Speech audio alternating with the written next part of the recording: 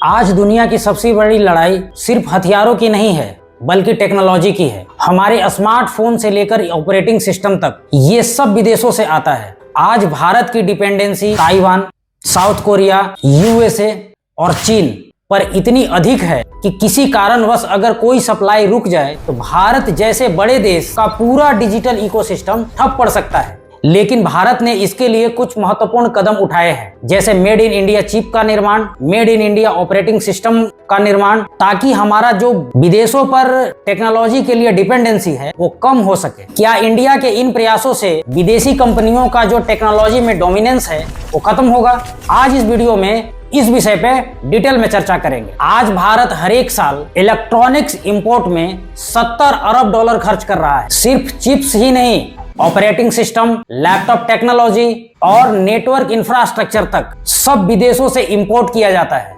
यदि हम mobile market देखें तो एंड्रॉयड और आईओएस का 100% मोनोपोली है। सेमीकंडक्टर देखें तो ताइवान एलोन टीएसएमसी के द्वारा 50% चिप्स का निर्माण कर रहा है। मतलब साफ है कि इंडिया के लिए डिजिटल इंडिपेंडेंस अभी सिर्फ एक सपना है, लेकिन अब इस सपने को हकीकत में बदलने की पूरी तैयारी शुरू हो चुकी है। भारत में सेमीकंडक्टर मिशन 2021 में शुरू हुआ है और सरकार ने इसमें $10 बिलियन निवेश किया है। टाटा इलेक्ट्रॉनिक्स, वेदांता और फॉक्सकॉन जैसी कंपनियां भारत में बड़े चिप मैन्युफैक्चरिंग प्लांट लगा रही है। जैसे गुजरात में टाटा और पावर चिप ताइवान के कंपनी का चिप प्लांट तथा असम और तमिलनाडु में असेंबली और टेस्टिंग यूनिट 2025-26 तक मार्केट में first made in India chip आ सकती है। इसका असर क्या होगा? इससे हमारी इंपोर्ट डिपेंडेंसी घटेगी, स्मार्टफोन और कार की कीमतें स्टेबल रहेगी तथा डिफेंस और स्पेस प्रोग्राम को सिक्योर चिप सप्लाई मिलेगी। और याद रखिए कि चिप सिर्फ फोन में नहीं होता है,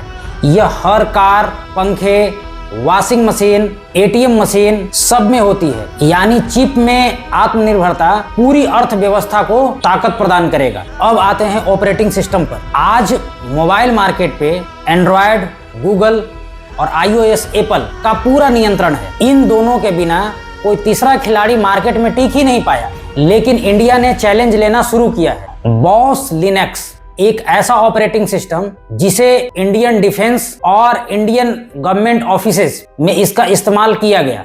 इसी तरह से डीआरडीओ और डिफेंस मिनिस्ट्री ने मिलकर माया ओएस बनाया है और इंडिया का प्लान है कि आने वाले कुछ समय में डिफेंस सेक्टर से विंडोज ओएस को पूरी तरीके से रिप्लेस कर दिया जाए। इसी तरह से भारत ओएस, जिसे आईआईटी मद्रास के द्वारा बनाया गया है, इसे स्मार्टफोन ऑपरेटिंग सिस्टम के लिए डिजाइन किया गया है। ये एंड्रॉयड की तरह दिखता है, लेकिन इसमें कोई अनवांटेड ऐप नहीं है और ये एंड्रॉयड की तुलना में ज्यादा सिक्योर भी है। अगर भारत ओएस का ऑपरेटिंग सिस्टम इतना बढ़िया है तो फिर इसके साथ समस्या क्या है? इसकी मुख्य समस्या है कि एंड्रॉयड के पास गूगल प्ले स्टोर में लाखों ऐप मौजूद हैं, आईओएस के ऐप स्टोर में लाखों ऐप मौजूद हैं, लेकिन भारत ओएस का इकोसिस्टम अभी बहुत छोटा है। दूसरा, इस ऑपरेटिंग सिस्टम को लेकर के लोगों में ट्रस्ट की कमी है, क्योंकि लोग नए ऑपरेटिंग सिस्टम को इतने आसानी से एक्सेप्ट नहीं करते हैं। जो लोग वर्षों से आज एंड्रॉयड और आईओएस से फैमिलियर हैं, वो अचानक से भारत ओएस पे स्विच करना पसंद नहीं करेंगे, वो भी तब जब इसका इकोसिस्टम अभी बहुत सीमित है, इसमें ऐप्स की कमी है। और इसकी सबसे मुख्य समस्या है कि एंड्रॉयड और आईओएस की लॉबी इतनी बड़ी है कि ये किसी भी नए प्लेयर को मार्केट में आसानी से टिकने नहीं देंगे। लेकिन अगर सरकार और बड़ी मोबाइल ब्रांड्स इस ऑपरेटिंग सिस्टम को सपोर्ट करें तो धीरे धीरे इसे सरकार, फिर एजुकेशन और बाद में इसे जनरल पब्लिक तक भी पहुंचाया जा सकता है। सोचिए, 140 करोड़ लोगों का देश अगर खुद का चिप्स और खुद का ऑपरेटिंग सिस्टम इस्तेमाल करने लगे तो क्या होगा? विदेशी कंपनियों को लाखों करोड़ों रुपए का नुकसान होगा।